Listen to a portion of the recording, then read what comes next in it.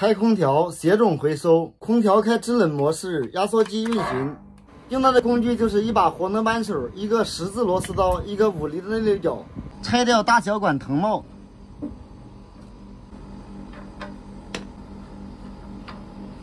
用5厘的内溜角关小管阀门。小管阀门已关闭，等15秒左右关大管阀门。时间到，关大管阀门。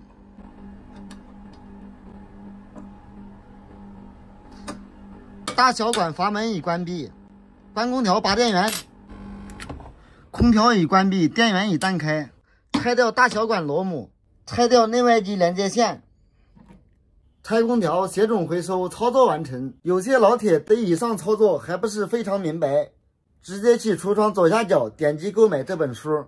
第2章第4节收佛和排空，这里有6张彩头，就是我以上的操作，大家按这个操作就可以了。